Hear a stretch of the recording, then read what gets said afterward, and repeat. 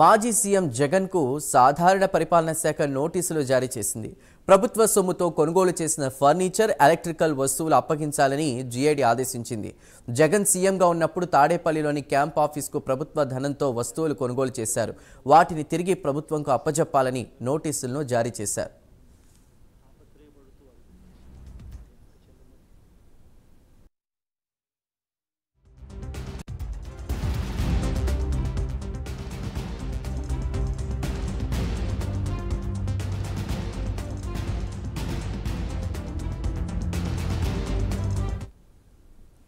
రైట్గా ఇదే అంశంపై మరింత సమాచారాన్ని మా ఏపీ బ్యూరో చీఫ్ రాజు అందిస్తారు. రాజు, జగన్ ముఖ్యమంత్రిగా ఉన్న టైంలో కొన్నటువంటి ప్యాలెస్కి కొన్నటువంటి ఎలక్ట్రానిక్ వస్తువులు కావచ్చు, ఫర్నిచర్ కావచ్చు, అదంతా కూడా ప్రభుత్వ సొమ్ముతో కొన్నారు. వాటిని రిటర్న్ చేయాలని కూడా ఆదేశాలు ఇచ్చినట్టు తెలుస్తోంది.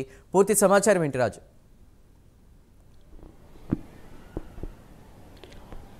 చందు, తాడేపల్లిలో క్యాంప్ ఆఫీసును సిద్ధం చేసుకున్నటువంటి అప్పటి ముఖ్యమంత్రి జగన్మోహన్ రెడ్డి ప్రభుత్వ ధనంతో, ఆయన ప్రజాధనంతో తాడేపల్లి క్యాంప్ ఆఫీసులో భారీ ఎత్తున ఫర్నిచర్ కావచ్చు, అంతేకాకుండా ఎలక్ట్రికల్కి సంబంధించినటువంటి పరికరాలని తీసుకెళ్లారు. వాటిని ప్రజాధనంతో కొనుగోలు చేసినటువంటి సిచ్యువేషన్ ఉంది.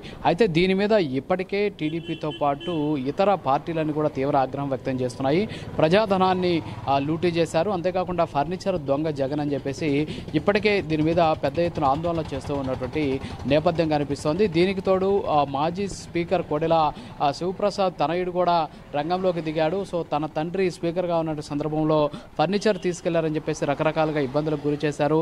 సో ఆయన మీద కేసులు పెట్టారు. కాబట్టి ఇప్పుడు జగన్మోహన్ రెడ్డి కూడా ఫర్నిచర్ను దొంగతనం చేశారు కాబట్టి ఆయన మీద కూడా కేసులు పెట్టాలని చెప్పేసి తీవ్రస్థాయిలో దాని మీద ప్రచారం జరుగుతుంది. సో దాన్ని అక్కడ పక్కన పెడితే ఇప్పుడు జనరల్ అడ్మినిస్ట్రేటివ్ డిపార్ట్మెంట్ అంటే సాధారణ పరిపాలనా శాఖ జగన్కి నోటీసులు ఇచ్చింది. ఎందుకంటే ఈ నోటీసులో స్పష్టంగా చెప్పడం జరిగింది, ప్రజాధనంతో ఫర్నిచర్ను కావచ్చు, అంతేకాకుండా ఎలక్ట్రిక్ పరికరాలను కొనుగోలు చేశారు. సో కొనుగోలు చేసినటువంటి వాటిని తీసుకెళ్లి తాడేపల్లిలో ఉన్నటువంటి ఆయన క్యాంప్ ఆఫీస్లో పెట్టుకున్నటువంటి పరిస్థితి. సో దానికి సంబంధించి తాడేపల్లిలో ఉన్నటువంటి క్యాంప్ ఆఫీస్ ప్రస్తుతానికి దాన్ని వైసీపీ కార్యాలయంగా ఆయన సొంత నివాసంగా మార్చుకున్నటువంటి నేపథ్యంలో సో అది ప్రభుత్వానికి సంబంధించినటువంటి కార్యక్రమం కాదు, ప్రభుత్వానికి సంబంధించినటువంటి కార్యాలయం కాదు. సో కాబట్టి అక్కడ వాడినటువంటి ప్రజాధనంతో వాడినటువంటి ఫర్నిచర్ కావచ్చు, అంతేకాకుండా ఇతర ఎలక్ట్రానిక్ పరికరాలతో పాటు ఇతర వస్తువులన్నీ కూడా తిరిగి ఇచ్చేయాలి అని చెప్పేసి ఆదేశాలు జారీ చేసినటువంటి పరిస్థితి. దీని మీద ఇప్పటికే జనరల్ అడ్మినిస్ట్రేటివ్ డిపార్ట్మెంట్ జగన్కి నోటీసులు జారీ చేసి వెంటనే దాన్ని సమాధానం చెప్పడం, లేదా తీసుకున్నటువంటి ఫర్నిచర్ని అలాగే ఆ ఎలక్ట్రానిక్ పరికరాలతో పాటు ఇతర ప్రజాధనంతో కొనుగోలు చేసినటువంటి వస్తువులన్నింటి కూడా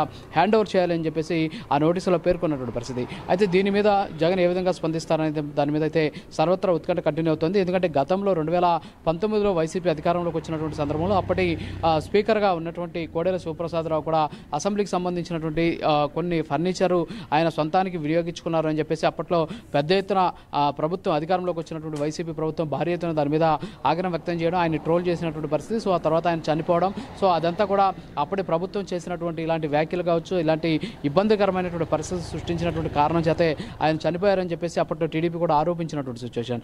ఈ నేపథ్యంలోనే ఇప్పుడు తాజాగా అదే స్థానంలో ఉన్నటువంటి వైఎస్ జగన్మోహన్ రెడ్డి మీద కూడా కేసులు పెట్టాలి. సో ఆయన ఫర్నిచర్ దొంగ అని చెప్పేసి టీడీపీ చెబుతుంది. అంతేకాకుండా చనిపోయినటువంటి మాజీ స్పీకర్ కోడెల శివప్రసాదరావు తనయుడు కోడెల శివరాం కూడా ఇదే విషయానికి సంబంధించి దీని మీద ఆగ్రహం వ్యక్తం చేస్తున్నాడు. మరోపక్క రాయలసీమ జిల్లాలో కూడా ముఖ్యమంత్రిగా ఉన్నటువంటి సందర్భంలో జగన్మోహన్ రెడ్డి ఫర్నిచర్ని తీసుకెళ్లారు. సో దాని మీద ఆయన మీద కేసులు నమోదు చేయాలని చెప్పేసి కూడా ఇక్కడ టీడీపీకి సంబంధించినటువంటి మహిళా రాష్ట్ర అధికార ప్రతినిధి కూడా పోలీసులకు ఫిర్యాదు చేసినటువంటి సిచ్యువేషన్. సో వీటన్నిటి కూడా పరిగణలోకి తీసుకున్నటువంటి నేపథ్యంలో ఇవాళ జనరల్ అడ్మినిస్ట్రేషన్ డిపార్ట్మెంట్ జగన్కి నోటీసులు ఇచ్చింది. ఈ నోటీసులో స్పష్టంగా పేర్కొనడం జరిగింది, ఖచ్చితంగా ఏదైతే ప్రభుత్వ ధనంతో ప్రజాధనంతో కొనుగోలు చేసినటువంటి ఫర్నిచర్ కావచ్చు, ఇతర వస్తువులు అవుతున్నాయి వాటిని వెంటనే హ్యాండ్ ఓవర్ చేయాలి అని చెప్పేసి వాళ్ళు కోరినటువంటి పరిస్థితి. సో జగన్ ఏ విధంగా దీని మీద స్పందిస్తాడని దాని మీద అయితే సర్వత్రా ఉత్కంఠ కంటిన్యూ అవుతున్న సిచ్యువేషన్ కనిపిస్తుంది. చందు.